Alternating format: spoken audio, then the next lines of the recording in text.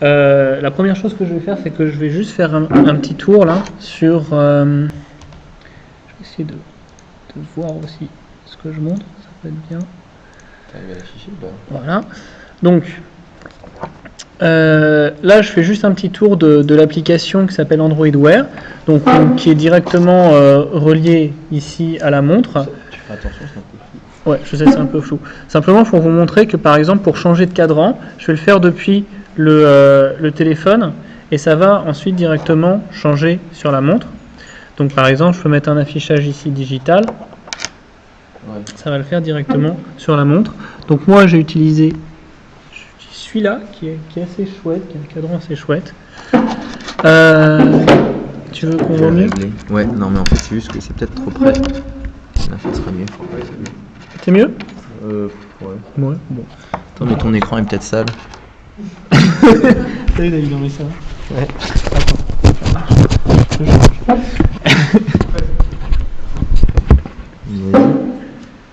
Non. C'est moins flou? Non, c'est pareil.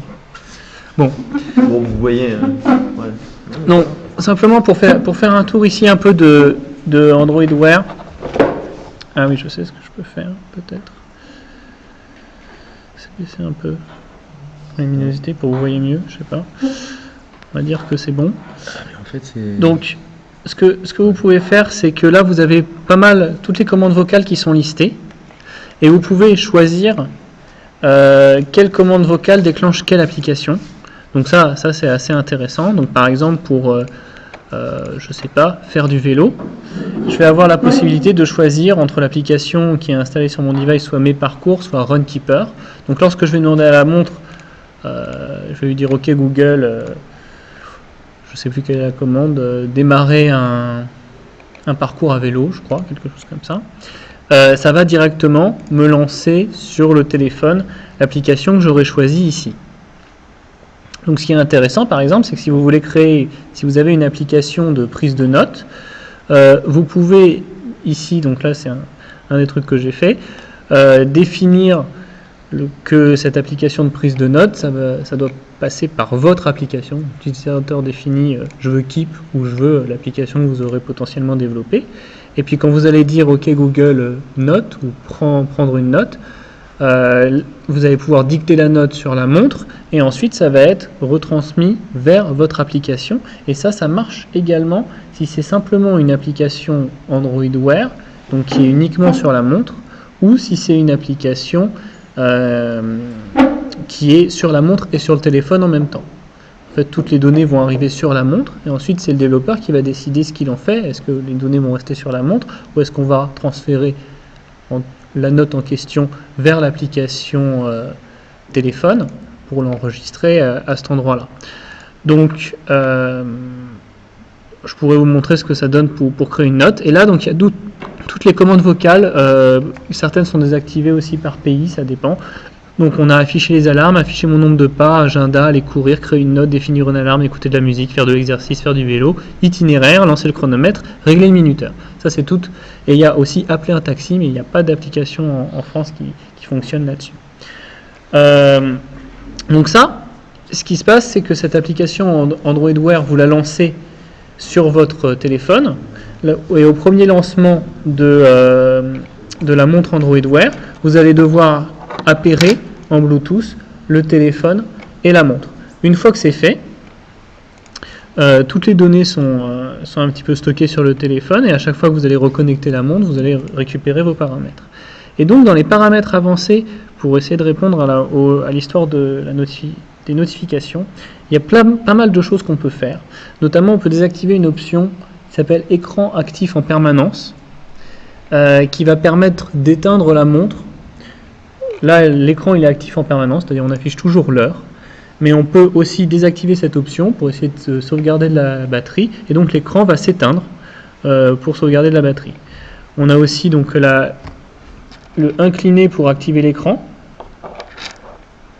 qui peut aussi s'activer si on fait un touch, qui est aussi désactivable. On peut accéder à des données de batterie de la montre. Donc les mêmes données qu'on a sur Android, on peut voir un petit peu les applications qui consomment de la batterie sur la montre. Et alors là, il me dit qu'il me reste 18 heures. j'ai 69% de batterie, donc normalement il reste 18 heures sur la montre. Vous allez voir que quand on développe dessus, il reste moins que ça. Il y a aussi un point donc, sur l'espace de stockage qui est sur la montre.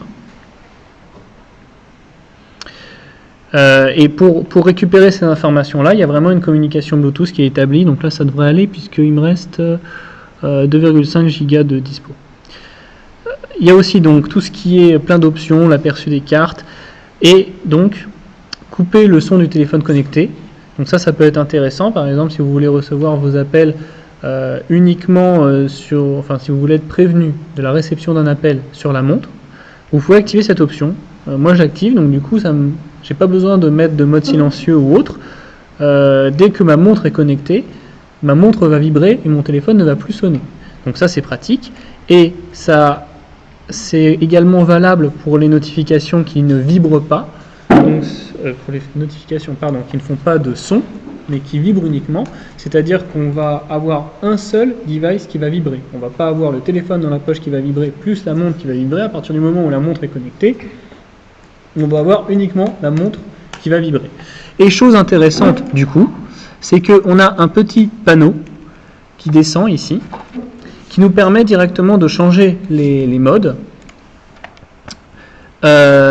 qui nous permet donc par exemple de dire qu'on veut plus aucune interruption, donc les notifications vont plus vibrer. Et là, c'est assez chouette parce que juste via la montre, on vient de désactiver l'intégralité des notifications et on n'est plus embêté du tout par la moindre notification. Et il y a aussi un mode prioritaire où seulement certaines applications choisies et les applications système type alarme vont déclencher des vibrations. Il y a aussi un mode cinéma. Donc le mode cinéma, c'est quand vous êtes au cinéma. Logique. Ou la nuit, ça peut servir de mode nuit aussi. En gros, quand vous l'activez, ça éteint l'écran de la montre. Et il faut appuyer 2 fois sur l'écran de la montre pour réactiver l'écran. Donc voilà les choses qui ont été ajoutées.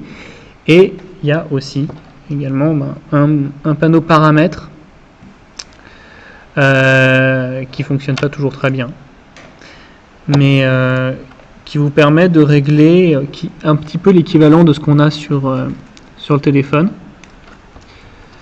c'est-à-dire des paramètres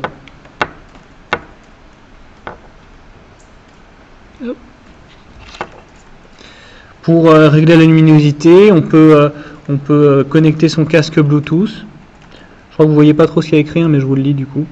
L'écran toujours actif, le mode avion, on peut éteindre, démarrer, réinitialiser l'appareil, modifier le cadran de la montre, et il y a des options pour développeurs. Je vais vous expliquer comment on active ça. Dernière chose importante quand même, c'est que vous avez vu, je peux changer le cadran de la montre directement depuis l'application mobile, mais je peux aussi, en restant appuyé au niveau de ma montre, changer directement le cadran pour en mettre un autre. Donc il y en a certains qui sont assez jolis. Il n'y en a pas beaucoup qui rentrent bien sur une montre carrée, par contre. Mais voilà, il y a des choses, il y a plusieurs styles. On peut cacher complètement les notifications. Là, j'ai juste fait un swipe vers le bas et j'ai plus que le cadran de la montre. Si je veux de nouveau mes notifications, je fais un swipe vers le haut. Et là, je peux naviguer tranquillement dans mes différentes notifications. Et je vais essayer de remettre mon cadran, du coup,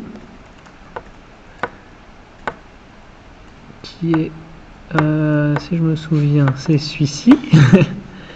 Donc voilà, vous voyez tout de suite à quel point quelque chose peut être pratique à faire sur un smartphone et peu pratique sur la montre. Là, j'ai un peu trop de cadran, je dois défiler, je le retrouve et l'aperçu il est en petit. C'est bon, c'est quand même plus pratique de faire ça via une application mobile. Chose que je voulais montrer aussi, j'ai oublié ce que c'était. Oui, donc quand vous avez 2 façons de lancer la détection d'action sur la montre, donc d'effectuer une action, soit vous pouvez dire OK Google, voilà, ça déclenche ce panneau ici. En l'occurrence là on est hors connexion, on n'a pas internet, donc il y a un certain nombre d'actions qu'on peut effectuer depuis la montre. Et sinon, pour avoir le même panneau mais sans utiliser la voix, on appuie simplement au milieu de la montre, et puis là on a les différentes applications qui s'affichent.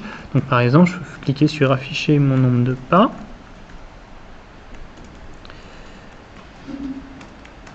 Et normalement ça affiche un truc, voilà, ce genre de choses, avec le nombre de pas réalisés aujourd'hui, je ne sais pas si on voit bien, et le nombre de pas est réalisé hier, je crois, qu'on peut avoir. Ah, vous avez rien vu, il s'est rien passé. Android Wear a juste craché là. C'est Android. Il y a eu une mise à jour récemment d'Android Wear et ça marche moins bien. Ah, faut que je la mette à jour du coup ma montre. Ouais, si tu peux éviter. Ah ouais. Donc je reviens là-dessus. On a normalement un historique. Alors, rien voir. Tu montres quoi en fait? Voilà. Là, vous pouvez voir l'historique en fait de la semaine. Donc c'est un exemple de graphe qu'on peut afficher sur la montre. Est-ce que vous voyez quand même un petit peu? Totalement en fait, c'est pas clair sur ton écran. Bon, Oui, grosso vous imaginez? quoi. Comme ça, on voit un petit peu mieux. C'est un petit peu compliqué quand c'est sur fond blanc. Et donc ensuite, on a l'historique départ. Bon. Du coup, le dev. Du coup,